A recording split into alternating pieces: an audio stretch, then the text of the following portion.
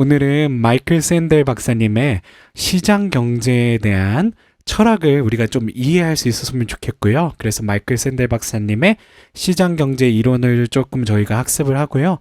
그리고 교회 또한 시장 경제의 논리에 힘을 되어서 돈으로 살 수 없는 것을 팔지는 않았는지 우리가 함께 고민해보고 또 이 시간 이후로는 또 토론도 할 수 있는 시간이 될 수 있었으면 좋겠습니다.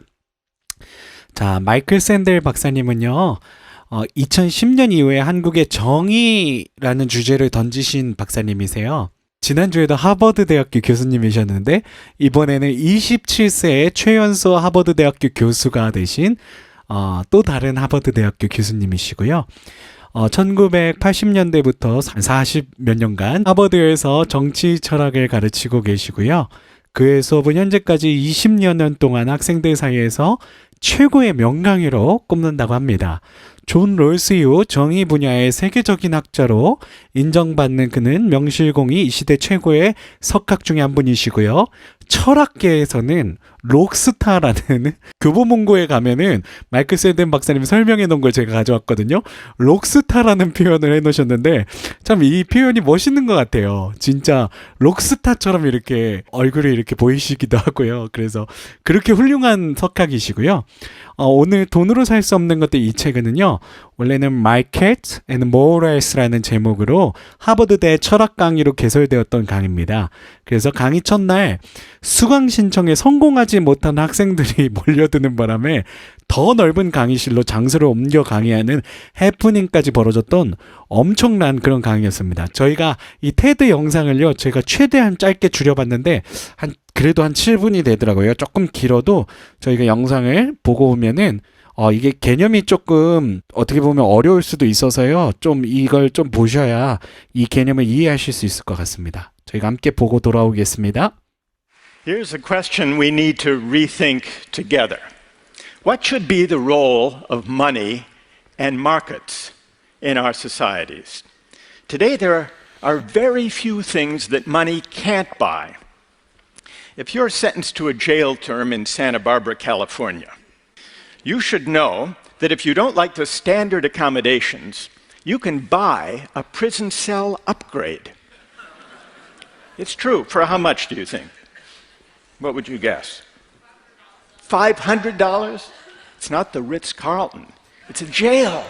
$82 a night. $82 a night. Take the way we fight our wars. Did you know that in Iraq and Afghanistan, there were more private military contractors on the ground than there were U.S. military troops? Now, this isn't because we had a public debate about whether we wanted to outsource war to private companies. But this is what has happened. Over the past 3 decades, we've lived through a quiet revolution. We've drifted, almost without realizing it, from having a market economy to becoming market societies. The difference is this: a market economy is a tool, a valuable and effective tool for organizing productive activity. But a market society is a place where almost everything is up for sale. It's a way of life in which market thinking and market values begin to dominate every aspect of life. Personal relations, family life, health, education, politics, law, civic life. Now, why worry? Why worry about our becoming market societies? For 2 reasons, I think. One of them has to do with inequality.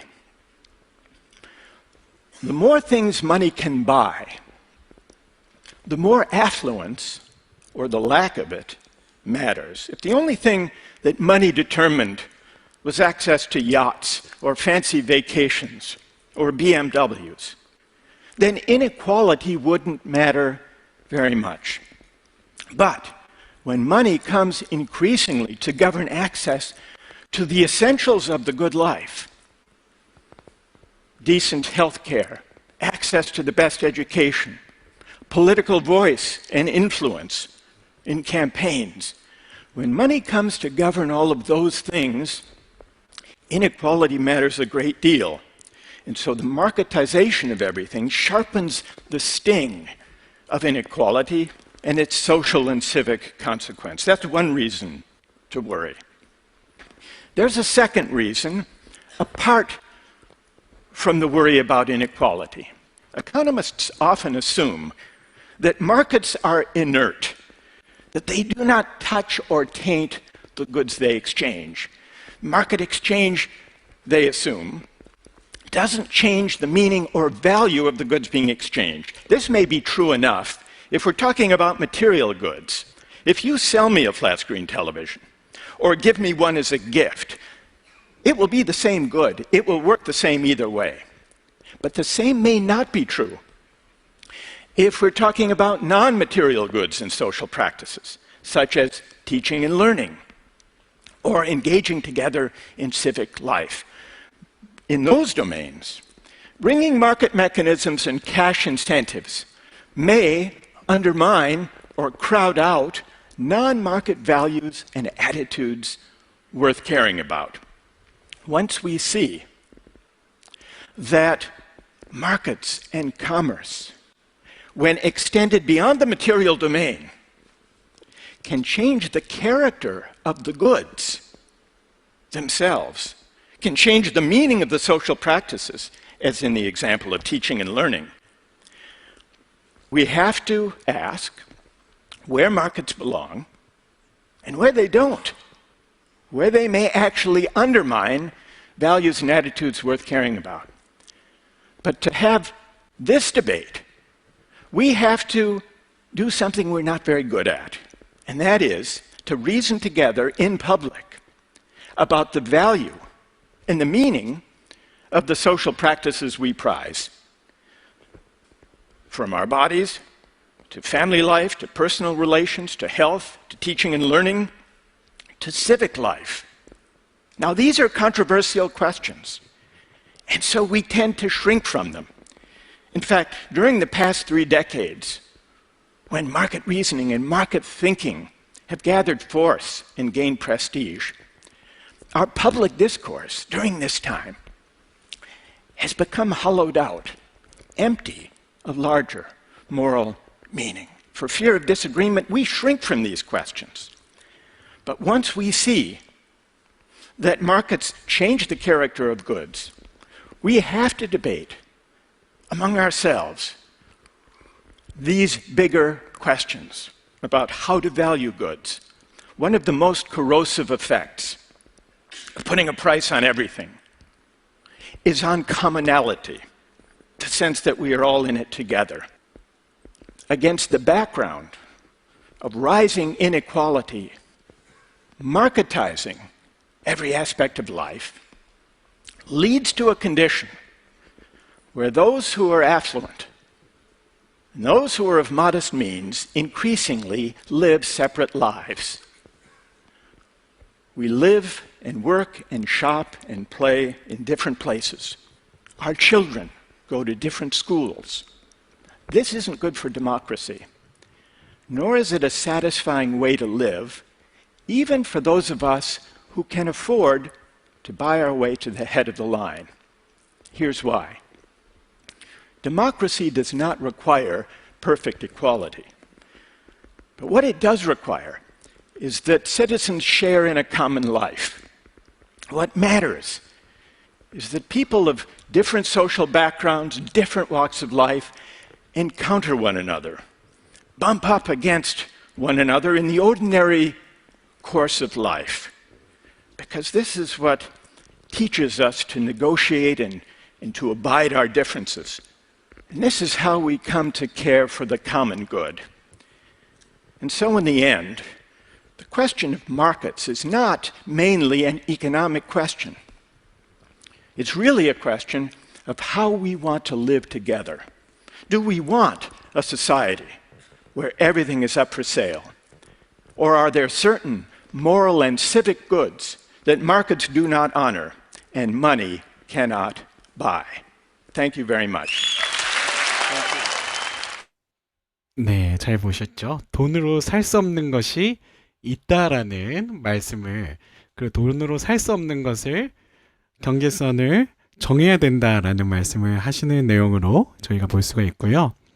제가 조금 더 정리를 해봤습니다. 처음에 이제 돈으로 살 수 없는 것이 없는 세상에 대해서 이야기하시죠. 아까 산타바바라 교도소에 대한 이야기를 하셨는데 1박에 82불이면 방이 업그레이드 된다고 합니다. 저도 놀랐어요. 야, 미국에서는 감방도 돈을 하루에 82불을 내면은 업그레이드를 해주는구나. 얼마나 좋은 감방을 주려고 그러나 참 그것도 궁금하기도 하고요. 그리고요, 인도인 여성 대리모 서비스라고 해서요. 여기 그림이 작게 돼 있어서 잘 안 보이실 것 같은데 누워있는 여성이 있고 그 여성을 보고 아이를 건네받은 이 부부가 있죠. 이런 거 보면은 여성이 대리모 서비스를 통해서 6,250불을 지불하면 아이를 얻을 수 있다. 그리고 명문대 입학 허가가 가격 미정이라 그랬는데 뭐 UC 계열도 있을 것이고요. 하버드, 예일도 있을 거고요. 아마 가격으로 매길 수가 없겠죠. 그리고 샌델 박사님 말씀하셨지만 이라크, 아프가니스탄 전쟁에서는 오히려 미군보다 용병이 더 많았다. 그만큼 돈을 받고 하이어된 용병들이 많았다는 건데요. 이걸 보시면은요. 정말 돈으로 못할 게 없구나. 자기 감방도 조금 프리미엄으로 업그레이드가 가능하고요. 아이도 얻을 수 있고요. 명문 대학교도 갈 수 있고요. 심지어는 국가 간의 전쟁도 돈이 있으면 이렇게 군인을 하이어해 갖고 할 수 있다. 그래서 지금 돈으로 살 수 없는 것이 없는 세상이라는 말씀을 하시는 거예요. 그만큼 이제 자본이 지배하는 세상이라는 말씀을 하시는 거죠. 근데 여기서 샌델 박사님은 시장 경제와 시장 사회에 대한 의미를 좀 구분하시는 거예요. 그래서 최근 수십 년 동안 우리도 인식하지 못하는 사이에 이 사회가 시장 경제, 마켓 이코노미에서 시장 사회, 마켓 소사이어리로 옮겨갔다라는 이야기를 하시는 거예요. 여기서 시장 경제는 재화를 생산하고 부를 창출하는 효과적인 도구, 그러니까 우리가 살아가기 위해서 필요한 도구인데 시장 사회는 뭐냐면 모든 것, 심지어는 인간관계, 가족생활, 건강, 교육, 정치법, 시민생활까지도 사고팔 수 있는 일종의 생활 방식이라는 거죠. 그러니까 시장 경제를 위해서 정치가들이나 이런 사람들이 민주주의를 이렇게 이끌어 가는데 이게 시장 경제를 통해서 시장 사회가 파생된다라는 거예요. 그래서 앞서 보신 것처럼 이렇게 돈으로 못 살 게 없는, 그러니까 시장이 다 가치를 매기고 시장이 가치를 결정하는 세상이 됐다라는 거죠. 심지어는 그게 인간관계, 가족생활, 건강, 교육, 정치법, 시민생활까지도요. 근데 그거에 대해서 좀 구분해서 생각을 하자는 말씀이시고요. 그런데 이 시장 사회에 대해서 약간의 우려점이 있다. 윤리, 도덕적인 우려점이 있다라는 말씀하시면서 두 가지를 들으셨던 거예요. 첫째는 불평등의 요소였는데 멋진 요트나 멋진 휴가를 간다거나 BMW, 뭐 좋은 차를 산다거나 이거는 문제가 아니라는 거예요. 불평등의 문제가 아니래요. 왜냐면 자기가 돈을 벌어서 그 돈을 가지고서 누릴 수 있는 것들이니까. 근데 이걸 넘어서 충분한 의료 서비스나 양질의 교육을 받을 기회, 정치적 발언권이나 선거에서의 영향력, 이런 것들은 불평등의 요소로 작용할 수 있다라는 말씀을 하시는 거고요. 두 번째, 더 심각한 게 공공성이라는 말씀하셨어요.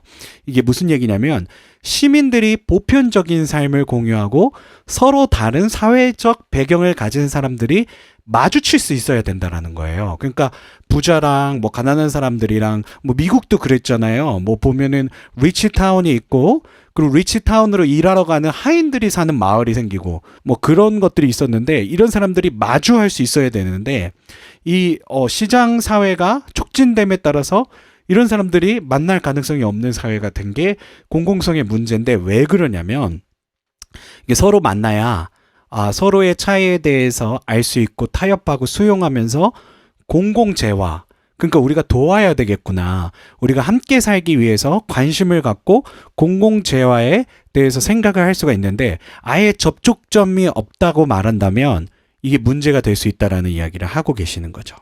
결국 이 샌델 박사님이 하는 얘기는 우리가 어떻게 함께 살아갈 것인가에 대한 이야기를 하시는 거예요. 그래서 시장 지상주의가 지난 수십 년간 이 사회를 지배하게 된 것은 우리 스스로가 도덕적 믿음을 공공의 장에 드러내 보이기를 두려워한 나머지 시장에 속하는 것과 그렇지 않은 것에 대해서 질문을 하지 않았기 때문이다. 즉 우리가 시장이 모든 가치를 결정하도록 내버려 두었다라는 이야기예요. 우리가 도덕적 믿음을 가지고서 이것을 값을 매길 수 없는 것에 대해서 이야기를 했어야 되는데 그런 이야기를 하지 못했다. 질문하지 못했다. 그런 이야기를 하시는 거예요. 시장 지상주의와 참혹한 결과가 드러난 지금이야말로 임시 방편의 제도 개선과 보여주기식의 상생과 공생의 외침이 아니라 돈으로 살 수 없는 것을 구별 지어야 된다라는 거예요. 그래서 돈으로 살 수 없는 것에 대한 냉철한 도덕적 판단을 내리고 우리들의 목소리를 내어야 된다라는 이야기를 하고 계십니다. 왜? 우리가 함께 살아가기 위해서 우리가 그렇게 소리를 내어야 된다라는 말씀하시는 겁니다. 이것이 오늘 샌델 박사님의 강의의 아주 중심인데요. 이걸 이해하시면서요. 오늘 예수님의 성전 정화 사건을 우리가 좀 볼 수 있었으면 좋겠는데요. 예수님께서 성전에 들어가셔서 매매하는 사람들, 비둘기 파는 사람들, 돈 바꾸는 사람들 다 이렇게 엎어버리시죠. 그때 당시 당연한 거고 그런 게 있어야 이제 가서 제사도 드리고 죄사함도 받고 그러는데 예수님이 엎어버리니까 이해를 할 수 없었을 거예요. 광인이라 그랬을 거예요. 그 당시 사람들은. 근데 예수님이 13절에서 이렇게 말씀하시죠. 기록된 바 내 집은 기도하는 집인데 왜 너희가 강도의 소굴로 만드냐. 이게 돈의 가치로 이거를 판단하면 안 되고 여기에 값어치를 매기는 것이 아닌데 왜 여기에다가 또 돈의 가치를 매겨갖고 하나님의 기도하는 집을 강도의 소굴로 만드냐 이런 이야기를 하시는 거죠. 캐톨릭 교회에서 우리 개신교 기독교 교회가 종교개혁을 통해서 발생이 되었습니다. 그때 당시 우리 개신교 기독교 교회가 왜 발생이 되었죠? 면죄부 판매 때문에 그랬습니다. 이게 구원을요 돈을 주고 살 수 있다라는 거예요. 죄사함을 돈을 주고 살 수 있다라는 거예요. 팔아서는 안 된 거잖아요. 절대로 우리가 천국에 들어가는 티켓을 시장 가치로 매길 수 없는 그런 어떤 종교적 우리의 구원의 가치인데 그것까지 돈의 가치로 매겨버리니까 이 마틴 루터가 잘못됐다고 반박문을 내걸면서 그렇게 우리 개신교회가 가톨릭 교회로부터 분리돼서 나올 수 있게 된 것입니다. 그때 우리 개신교회가 외쳤던 건 오직 믿음, 오직 성경으로 돌아가야 된다. 잘못된 거 자꾸 이렇게 그 시장 경제의 논리로 시장 사회의 논리로 돈의 가치를 붙여서는 안 되는 우리들의 믿음의 영역, 구원의 영역까지 돈으로 이렇게 사고 파는 이런 일들이 없어야 된다라는 이야기를 했던 것입니다. 샌델 박사님이 말한 것처럼 우리가 상생하는 공생하는 사회를 위해서 공공성을 위해서도 그런 어떤 재화의 가치를 붙여서는 안 되는 것에 대해서 붙이면 안 된다고 이야기하는 목소리를 내야만 하겠고요. 우리 교회 안에서도요, 알게 모르게 이런 어떤 재화의 가치로 따질 수 없는 것들이 많은데 이 시장 사회의 그 영향력이 교회 안에도 많이 들어오게 된 것 같습니다. 제가 좀 요새 한국 사회가 우려되는 거는요. 시장 사회가요. 성도들에게도 굉장히 성도들의 삶 가운데도 영향을 많이 미치지만 우리 목회자들의 어떤 생각에도 영향을 많이 미치는 것 같습니다. 그래서 지금 코로나 때문에 수면 아래 가려져 있었는데 지금 이제 수면 위로 올라오는 게 뭐냐면 목회자의 타락 문제, 목회자의 잘못된 어떤 생활과 돈 문제로 인해서 지금 한국에 막 수면 위로 막 올라오고 있는데요. 정말 이런 문제도 어떻게 보면은 너무 시장 경제가 우리 목회자들의 어떤 성경적 사고관을 이렇게 완전히 침해했기 때문에 그래서 또 이런 일들이 일어나고 있는 것이 아닌가. 그래서 목회자들도 그렇고 우리 모든 성도님들도 그렇고 정말 돈으로 같이 매길 수 없는 것들을 명확하게 구분하고 그거에 대해서 우리들이 행동하고 그리고 구별할 줄 아는 그런 믿음이 있어야 되지 않을까라는 그런 생각을 우리가 함께 나눌 수 있는 오늘 이 시간이 될 수 있었으면 좋겠습니다.